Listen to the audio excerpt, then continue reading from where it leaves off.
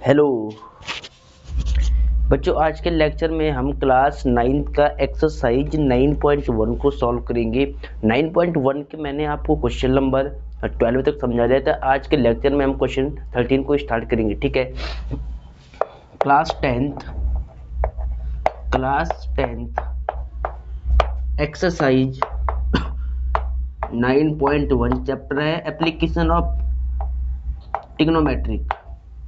ठीक है, तो देखिए बच्चों, ये एक्सरसाइज इंपॉर्टेंट है। इस एक्सरसाइज से 1 मार्क्स का एक क्वेश्चन एग्जाम में बन जाता है हर बार, इस बात का ध्यान रहे। तो सभी बच्चे अपनी एनसीईआरटी बुक निकाल दीजिएगा। क्वेश्चन को मैं यहाँ लिखूंगा नहीं बोर्ड पे, अगर मैं क्वेश्चन लिखूंगा ना तो यहाँ पे जगह का शॉर्टेज हो जाएगा। ठीक है, तो इसीलिए आप क्या करो, अपनी एनसीईआरटी बुक में 9.1 को खोल लीजिएगा। ठीक है, इंग्लिश वाली बुक में ये एक्सरसाइज 9.1 है 205 पे, पेज नंबर 204 या 5 पे देख लो आप। ठीक है, देखिए यहाँ पर क्वेश्चन नंबर 12 तक हो गया था। आज के लेक्चर में हम क्वेश्चन नंबर 13 को सॉल्व करेंगे। ठीक है, चलो ध्यान से देखिए। As observe from the top of a 75 metre high lighthouse from the sea level the angle of diffraction of two ships are 30 degree and 45 degree if one ship is exactly behind the other on the same side of the lighthouse. Find the distance between the two ships.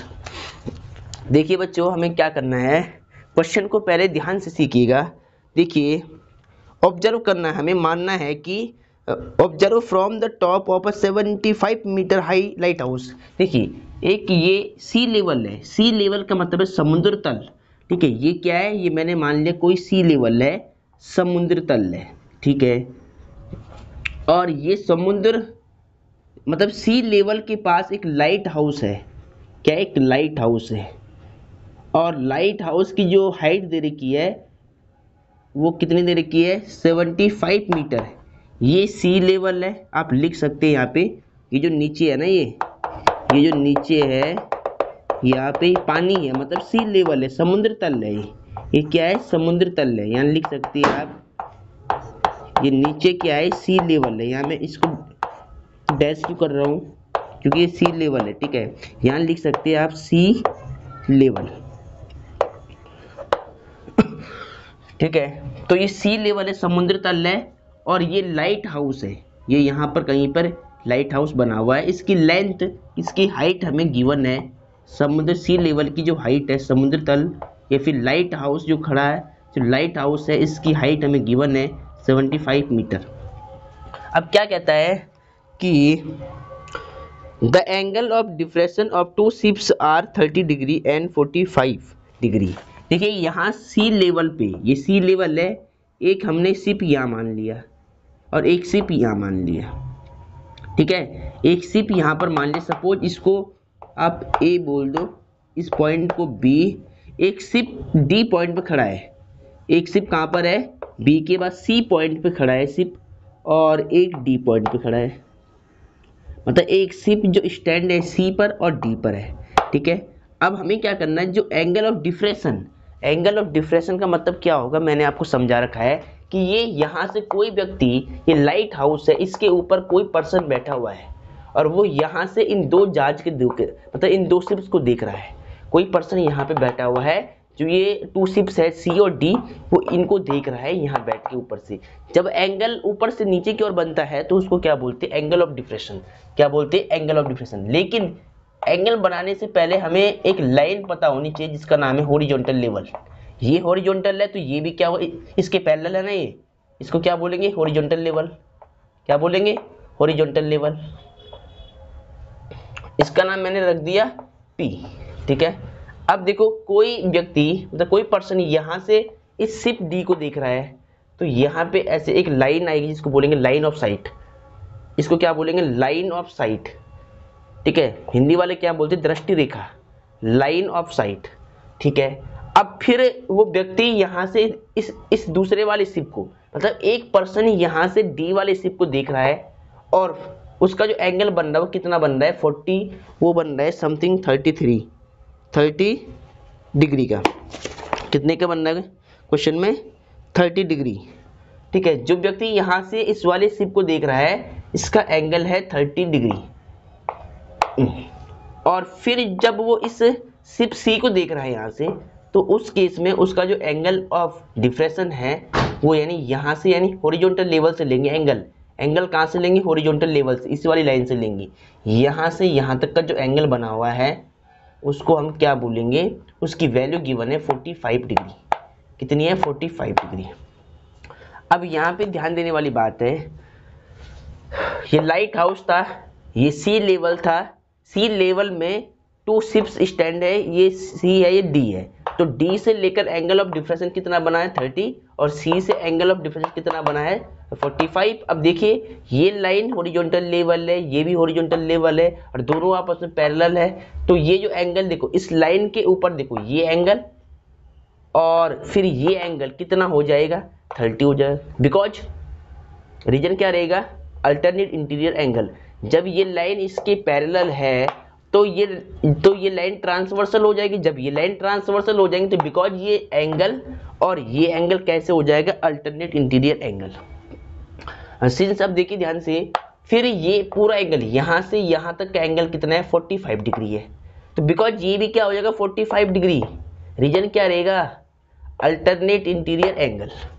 ठीक है, अब देखिए ये 2 ships है, यहाँ पे देखिए ये शिप सी और डी है, इनके बीच का डिस्टेंस हमें फाइंड करना है। तो इनके बीच का डिस्टेंस यानी सी और डी जो शिप है, जो जहाज है, पानी के जहाज है, ये आपस में एक दूसरे से कितनी दूरी पर है वो हमें निकालना है।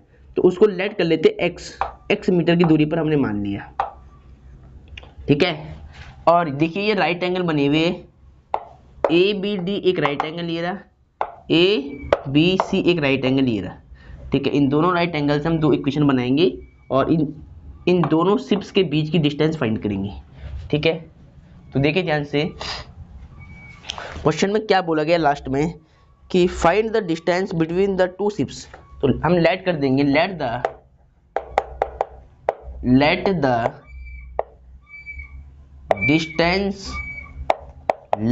Distance between 2 ships. 2 शिप के बीच का डिस्टेंस क्या है? CD है, और CD को हमने क्या लेट करा है? x metre. ठीक है, चलो तो इन राइट एंगल ट्राइंगल, देखिए right angle triangle, in right angle triangle ACB, कौन सा? In right angle triangle ACB में क्या लगाएंगे? tan theta. क्या लगाएंगे? tan theta. tan theta formula पता है आपको, परपेंडिकुलर अपॉन बेस होता है। ठीक है, इस वाले ट्राइंगल के लिए, ACB ट्राइंगल के लिए ये थीटा होता है। थीटा कितना है? 45 डिग्री है। तो tan सेम थीटा की वैल्यू पुट कर लो, ये थीटा इसके लिए 45। परपेंडिकुलर क्या है? थीटा के जस्ट सामने वाली साइड परपेंडिकुलर AB, और बेस BC। tan 45 की वैल्यू कितनी होती? 1। AB कितना है? 75 मीटर। BC कितना है? BC को आप BC रहने दो, क्रॉस मल्टीप्लाई कर लो यहाँ पे। Therefore BC is equal to 75 metre. ठीक है, देखिए बच्चों BC हमने फाइंड कर दिया कि B से लेकर C तक का डिस्टेंस कितना होगा? 75 मीटर होगा। अब हम सिमिलरली हम क्या करेंगे? इन राइट एंगल ट्राइंगल ADB में लगाएंगे tan थीटा। ठीक है, देखिए now in right angle triangle ADB, इसमें क्या लगाएंगे? tan theta. फॉर्मूला क्या होता है? Perpendicular upon base. tan theta की वैल्यू कितनी है? थीटा ये एंगल होता है 30, और थीटा के लिए परपेंडिकुलर इसकी सामने वाली साइड AB परपेंडिकुलर। बेस कितना होगा? BD, पूरा BD बेस होगा। ठीक है, अब बच्चों इसको थोड़ा आप नोट कीजिएगा, पहले मैं इसको थोड़ा रब करता हूँ। ये आपने कर दिया होगा यहाँ पे, ठीक है, ये ऊपर वाला पोर्शन आपने कर दिया होगा। थोड़ी जगह का शॉर्टेज होने की वजह से मुझे इसको रब करना पड़ेगा इतने को। चलो अब देखिए बच्चों, यहाँ पे 10 30 की वैल्यू रखो, कितनी आएगी 1/√3। और ए बी कितना है आपका, ए बी 75।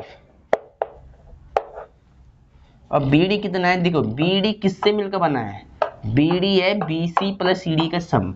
तो बी डी को हम क्या लिखेंगे, बी सी प्लस में सी डी 1/√3 75। बी सी कितना है, बी सी को हम सेम रखेंगे। सी डी कितना है एक्स। देखिए बच्चों आपको यहाँ पे क्या करनी, क्रॉस मल्टीप्लाई। देखिए क्रॉस मल्टीप्लाई आप बाद में कर देना, पहले तो आप वैल्यू पुटअप कर दो, पहले तो वैल्यू पुटअप कर दो। बी सी कितना है, बी सी 75 यहाँ पे पुटअप कर लो और एक्स को सेम। इसके बाद देखिए बी सी की वैल्यू हमने यहाँ से पुट करी है, ठीक है। चलो अब ध्यान दीजिए, इसका आपस में क्रॉस मल्टीप्लाई कीजिएगा। तो 75 प्लस एक्स का 1 से मल्टीप्लाई होगा, 75 प्लस एक्स, इसका यहाँ कर लो क्रॉस, तो 75√3 x इक्वल टू 75√3 प्लस की वैल्यू उधर जाएगी, माइनस का 75 हो जाएगा। x इक्वल टू, दोनों में क्या कॉमन है, 75 कॉमन है, तो √3 माइनस में 1 मीटर। तो देयरफॉर अब हम बोल सकते हैं यहाँ पे, दिस इम्प्लाई डिस्टेंस बिटवीन